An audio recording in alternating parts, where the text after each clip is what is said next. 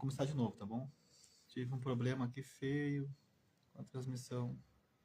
Acabei me prejudicando eu mesmo, tá? E todos que estavam ouvindo. Bom, vamos de novo. Tudo do zero. Vamos tentar mais uma vez. Olha só. Estamos falando do Evangelho do Reino, né? E da importância de conhecê-lo e sabê-lo. Ver como funcionam as coisas. E todos os dias estou trazendo aqui no horário de meio-dia essa palavra sobre o Evangelho do Reino. Semana passada a gente falou sobre outro assunto. E esse é o Evangelho do Reino. Título, só para que a gente possa identificar o que nós estamos falando, tá bom? Então é isso.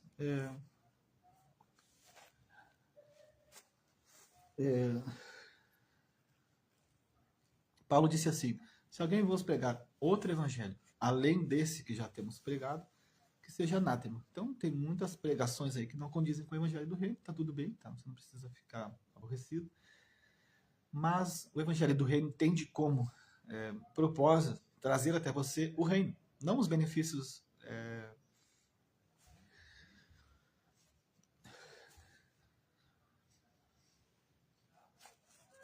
materiais desse mundo, entendeu?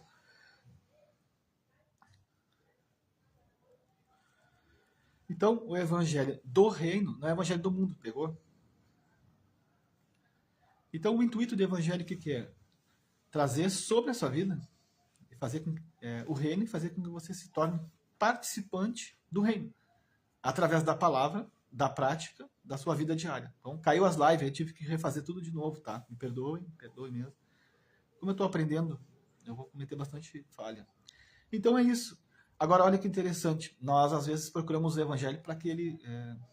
com o intuito de que o evangelho resolva os nossos problemas. E isso, às vezes, pode não acontecer. Como pode. Mas a grande verdade é que Deus quer te ensinar a você resolver os problemas através do conhecimento das Escrituras. Então, nisso também há a intervenção do Espírito, ajudando você, promovendo você, né, fazendo com que você cresça. E às vezes muitas coisas estão trancadas na nossa vida porque nós não sabemos como lidar. Cauê Souza, Deus abençoe. Então é isso, Deus quer nos ensinar a sermos servos dele, né? Filhos obedientes, para que assim nós possamos ter uma maior intervenção do Espírito Santo em nossas vidas, entendeu? E assim, tendo isso,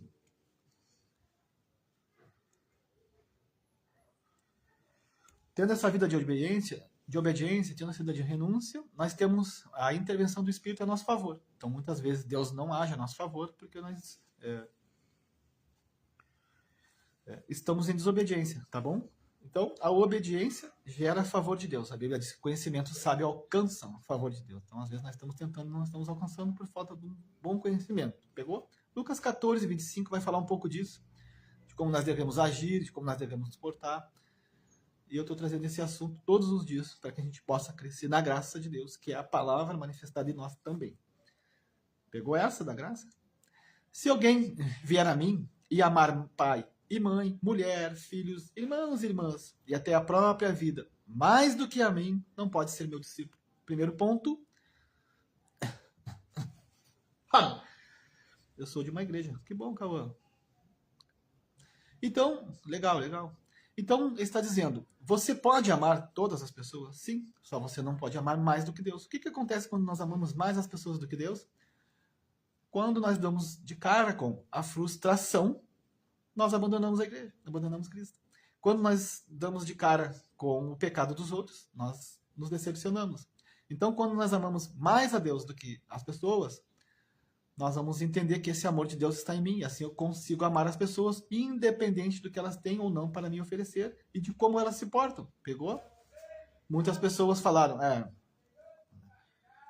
dizem, eu saí da igreja por causa, eu parei por causa, eu saí do evangelho por causa. Sempre tem uma causa, mas nós nunca ficamos por causa de Cristo. Quando Cristo se ofereceu como sacrifício vivo, né? A causa éramos nós. Então, nós devemos ter esse exemplo. Romanos diz, apresentai vossos corpos como sacrifício vivo. Pegou essa? Isso aí, Cauã. Então, quando a Bíblia diz que nós temos que apresentar nossos corpos como sacrifício vivo, santo e agradável a Deus, está falando disso. Sacrificar o nosso ego, a nossa carne, nosso orgulho, a nossa arrogância, para que nós agradamos a Deus. Então, isso tem como intuito também nós obedecemos às escrituras que dizem que nós temos que amar até quem nos odeia. Não é que você tem que concordar, mas amar quem te odeia. Então, isso tem a ver com renúncia. Renunciar à nossa prepotência, à nossa arrogância, tá bom? Dentro disso, nós vamos sendo promovidos por Deus. Quando a Bíblia diz apresentai vossos corpos como sacrifício vivo, santo e agradável ao Senhor, ela está dizendo, esse é vosso culto racional. E ele diz, e não vos conformeis com este mundo, mas procurai-vos pela renovação da vossa mente. Pegou? E ele fala, para que experimenteis qual seja a boa, agradável e perfeita vontade de Deus. Uau! Uau! Uau! Fechou? Quando nós sacrificamos a nossa carne, que é os pecados, os sentimentos ruins, nós experimentamos a boa vontade de Deus. Uma das coisas que eu entendo como boa vontade de Deus, agradável e perfeita, é Deus habitar em nós, porque nós somos templo do Espírito. Então, tudo que Deus quer é morar em nós, ter essa intimidade, e nós temos a presença do Espírito diariamente. Olha que interessante, né? Então, ele diz isso. Se alguém amar pai, mãe, filhos e filhas, e a própria vida mais do que a mim, não pode ser meu discípulo. Então, você pode amar, sim, as pessoas, e deve amar, mas você tem que amar a Deus acima de tudo. Isso combina com Mateus 22, 37 e 39, que diz, amarás a teu Deus acima de tudo e todas as coisas, toda a tua força, com todo o teu entendimento, de todo o teu coração. Uau! Top demais, top demais. Amém, Cauã? Deus te abençoe. Então é isso. Agora ele começa a explicar aqui algumas coisas que nós precisamos ver antes de decidirmos se nós queremos de fato o Evangelho. Quem não leva a sua cruz não pode. E não me segue, não pode ser meu discípulo. Cruz fala de sacrifício, como eu falei. Fala de processos. Fala de renúncia, entendeu? Fala de dor. Fala de decepção. E tudo mais que Cristo passou. Então é isso. Ele está falando, nós temos que tomar a nossa cruz a cada dia. Sofrermos e aguentarmos firmes. Porque esse sofrimento produz em nós perseverança, esperança, força, poder de Deus. Então, às vezes, você vai olhar para a sua vida e você vai ver que coisas que você passou lá no passado, que você superou hoje, não são nada comparado à maturidade que você tem agora. Pegou essa? Então é isso. Ele continua dizendo, pois qual de vós, querendo construir uma torre, não se assenta primeiro para calcular as despesas para ver se tem como acabá-la? Para que não acontecer que depois de haver posto os alicerces, e não podendo acabar, todos que viram, comecem a zombar dele, dizendo, este homem começou uma construção e não conseguiu terminá-la, o qual é o rei que antes, olha, preste atenção nisso, de entrar em uma guerra contra outro rei, não se assenta primeiro para consultar se com 10 mil pode ir contra o que vem contra ele com 20 mil. Mas, pelo contrário, enquanto o outro ainda está longe, manda emissários e pede condição de paz. Está falando de calcular. Você quer o Evangelho? Você conhece o Evangelho que você está vivendo? Então faça as contas se é o que você quer. Porque o Evangelho vai dirigir de nós renúncia. E muitas vezes nós vamos ter que desistir de muitas coisas que nós estamos fazendo para servir a Deus. Aprenda uma coisa hoje. Não é Deus que tem que nos servir. Somos nós que servimos a Ele. Isso é ponto. Isso é fato. Assim, todo aquele dentre vós, pega a conclusão aí, que não renunciar a tudo quanto possui, não pode ser meu discípulo. Uau! Então você vai para a igreja hoje, o evangelho que te promete, só que agora nós estamos lendo um evangelho que te faz renunciar a tudo quanto possui. Parece contrário, né, o que nós temos ouvido. E essa é a parte ruim, porque nós somos ensinados errado.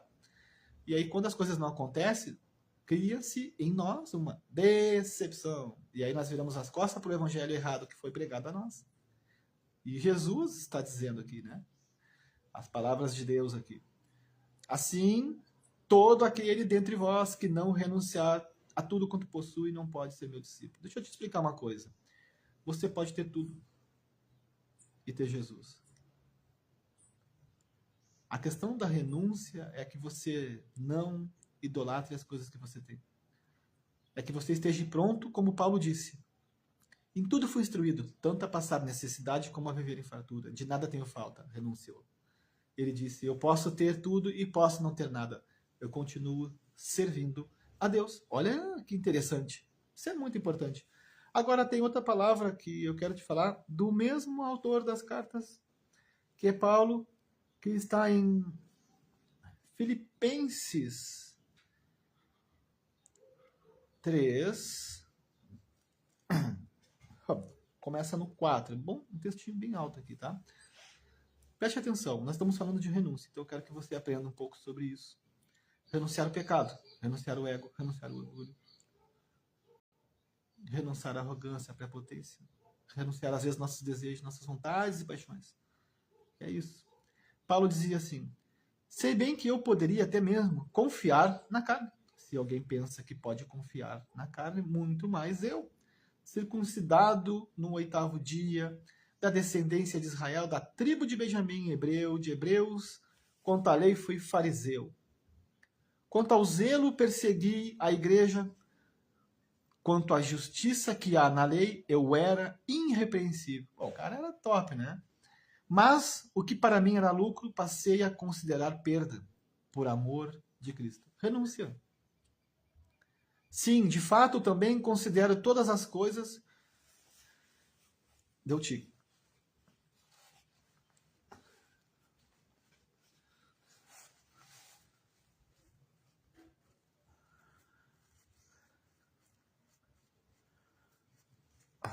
Perdão. Sim, de fato, considero todas as coisas como perda, comparadas. O bravo tem sido uma historiete, é isso? Que droga. Sim, de fato, também considero todas as coisas como perda, comparadas com a superioridade do conhecimento de Cristo Jesus. Que interessante isso, né? Ele estava dizendo, eu considero todas as coisas como perda, comparadas ao conhecimento de Deus. Olha o amor que esse homem tinha pelo Evangelho. Será que nós temos isso? Será que nós temos isso expressado em nosso cotidiano diário?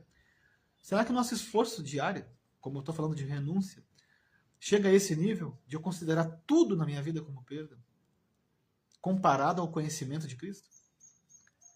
Meu Senhor, ele fala, pelo qual perdi todas essas coisas. Eu as considero como esterco para que possa ganhar a Cristo. E olha o que ele fala, e ser cheio, e ser achado nele. Uau, não, isso aqui é top. Não tendo por minha a justiça que procede da lei, mas sim o que procede da fé em Cristo, a saber, a justiça que vem de Deus pela fé.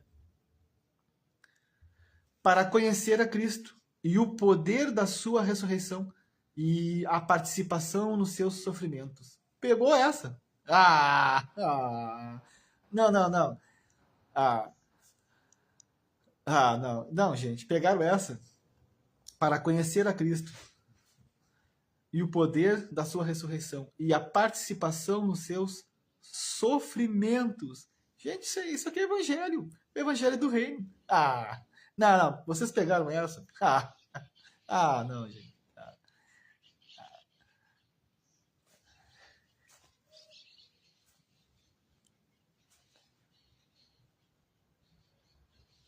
Tô contigo, vamos lá. Identificando-me com ele na sua morte. Meu Deus do céu. Sabe o que é isso, gente? Um homem que estava disposto a morrer pelo evangelho, negando a si mesmo. Aquele que não negar a si mesmo não pode ser meu discípulo. Aquele que não renunciar a tudo quanto possui não pode ser meu discípulo. Ele estava renunciando à própria vida por amor de Cristo, decidindo viver para o evangelho. Entendeu? Até a morte. Para ver se de algum modo consigo chegar à ressurreição dos mortos, não que eu já tenha alcançado ou que seja perfeito, mas vou prosseguindo, procurando alcançar aquilo para que também fui alcançado por Cristo Jesus. Uau! Irmãos, não que penso que eu mesmo já tenha alcançado, mas faço o seguinte, esquecendo-me das coisas que ficaram para trás, eu avançando e avançando para as que estão adiante. Prossigo para o alvo, pelo prêmio do chamado celestial de Deus em Cristo Jesus. Ponto. Paulo acaba de resumir. Eu deixei toda a minha vida antes de Cristo para trás. E agora eu estou seguindo uma nova vida. E o meu alvo qual é? Cristo. Padecer, sofrer, viver para Ele todos os meus dias. Isso contraria muitas coisas que nós temos aprendido. Então, o evangelho que Paulo está dizendo é um evangelho que nos faz entender que nós não vamos a Deus pelo que Ele tem para nos dar, mas vamos a Deus pelo que Ele é e para o que nós podemos ser nele. Renúncia.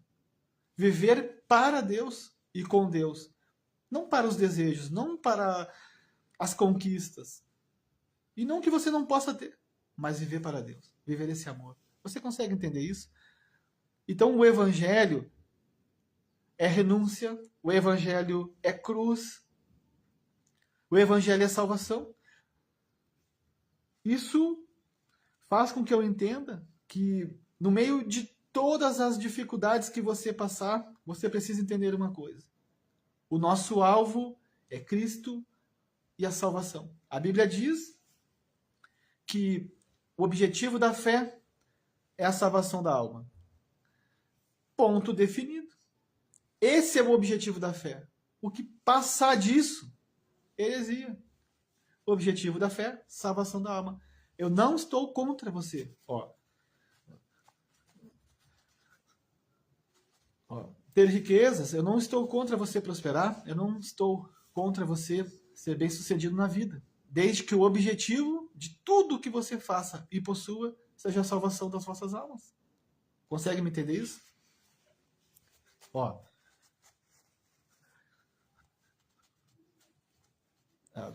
Pregador com síndrome de Tourette é isso. Pastor com Tourette é novidade.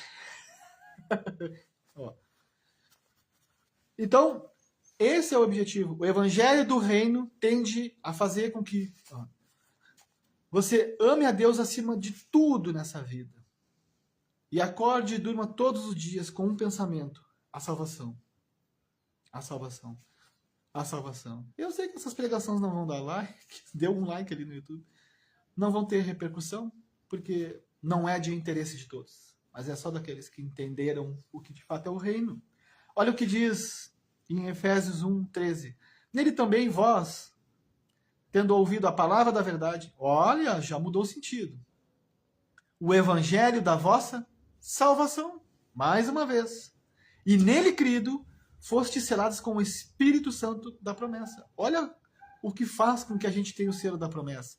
O evangelho da verdade, que leva à salvação e que nos faz crer. Traz para nós o selo da promessa. Que é a garantia da nossa herança, que é a salvação.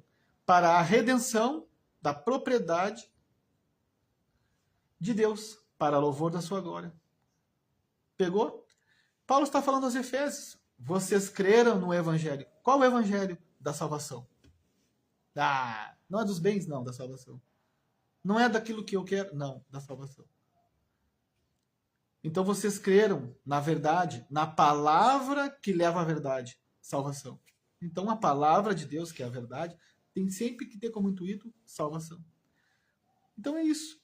Agora a palavra que nós estamos trazendo, quero que você entenda, que nós estamos trabalhando assim, todo aquele dentre vós que não renunciar a tudo quanto possui, não pode ser meu discípulo.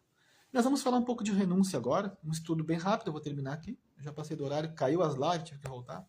Mas tá bom, eu estou me ajeitando, estou melhorando. Tá? Então nós temos uma palavra para renúncia, que é a palavra que traz como um conceito vitur. Tá? Mas eu falei também da palavra azav. Então hoje eu vou terminar falando da palavra vitur, tá? Quero terminar aqui com vocês, então. Vê se eu acho. Aqui.